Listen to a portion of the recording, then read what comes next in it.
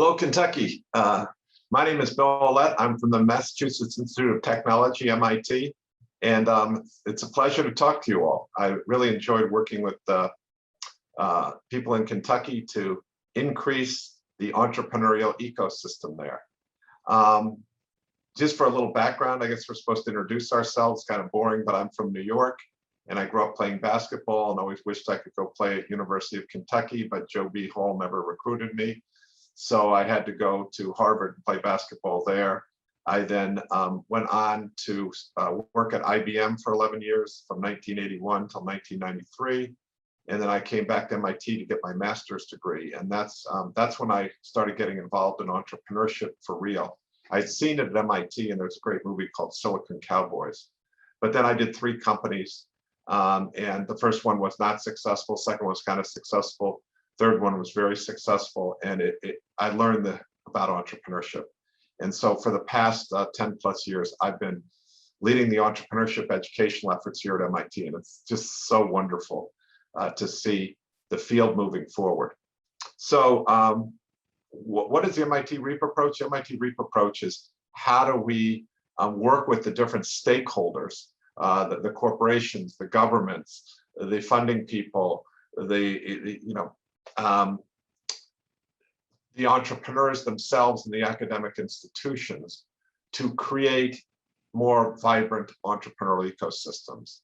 And I think it's important to understand that an entrepreneurial ecosystem really revolves around one thing. And the single necessary and sufficient condition for an entrepreneurial ecosystem is entrepreneurs, and never lose that. So having more entrepreneurs, better entrepreneurs, and having them better connected is the goal of everything that you should be doing.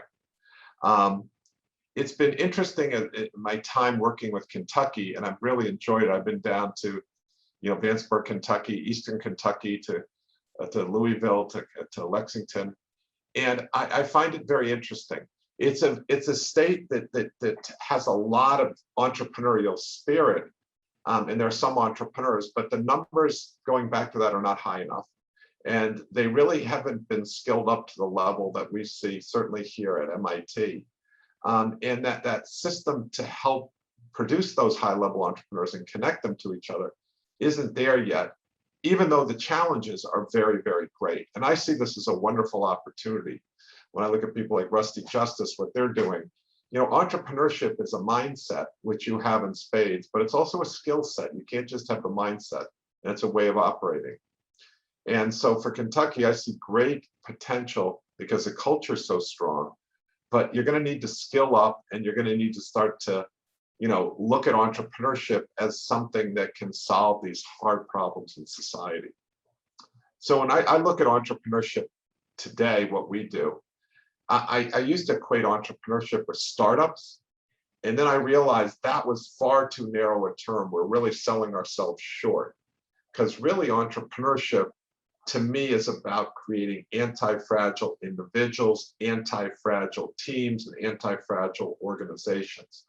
And by that, what I mean is the organization, the individuals are not going to break when they face adversity, uncertainty, ambiguity.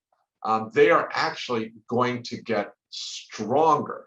Now, people say, wait, if they break, that's fragile. And when you talk about fragility, isn't what you want resilience? And the answer is no, that's actually not what we're looking for, because resilience just is, here comes COVID, we didn't expect it. Let's just keep doing what we're doing. We're going to keep plowing forward. That's not what we're looking for.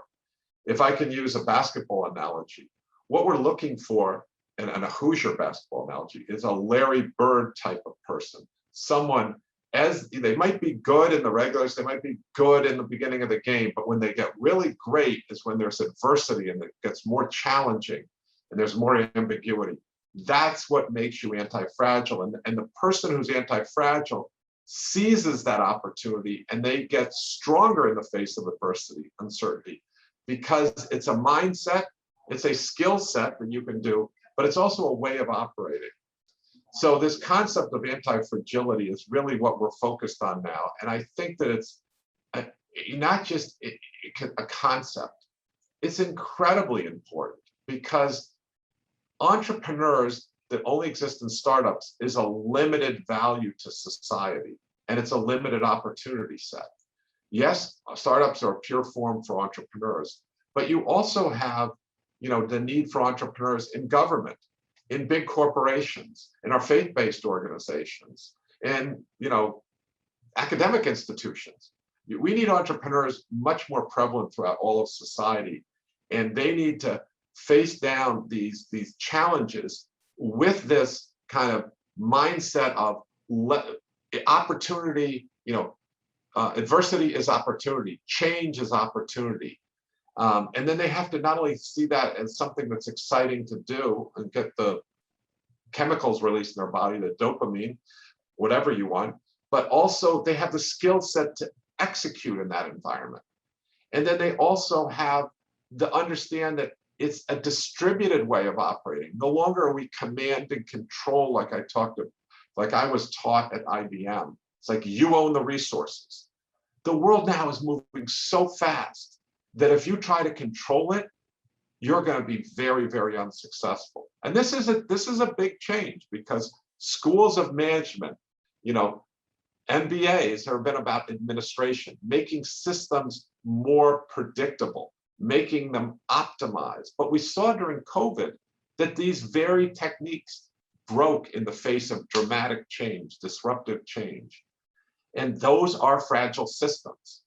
And the people who have thrived are the people who are anti-fragile, who are able to kind of take in multiple signals, process them, and figure out where's the new opportunity. Yes, this window closed over here, and let's stop worrying about that. Where's the new opportunities?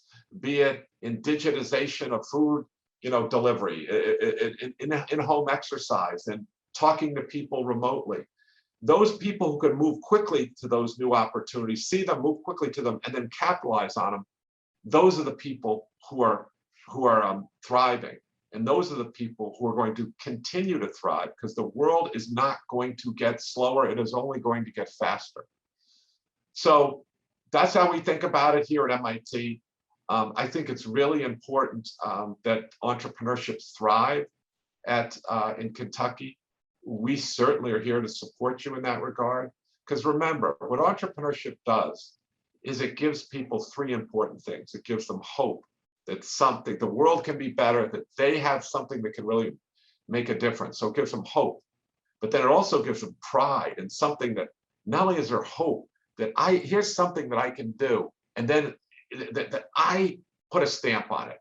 My agency, my creation is here. That's pride. That's pride. It's not just the money. It's you could wake up in the morning and say, there's something out there to make a better world, and here it is, and it's mine. And the third thing it's important is rigor. It creates rigor in people's lives, because an entrepreneur, as Walter Payton, the great football player, said, tomorrow was promised to nobody, and every entrepreneur knows that. So they get up and they hustle. They figure out what's the next product. The market's going to change. How are we going to hire more people? How are we going to beat the competition? Whatever it is, that's what we need. So hopefully we are 100% behind creating entrepreneurship, advancing the field of entrepreneurship education. And we think it's a very important thing to society, no matter where you are in the world, no matter what party you come from, no matter what color you are. Entrepreneurship, we can all agree, is good. It gives us hope, it gives us pride, and it gives us rigor. Thanks for listening, and we look forward to working with you and supporting you.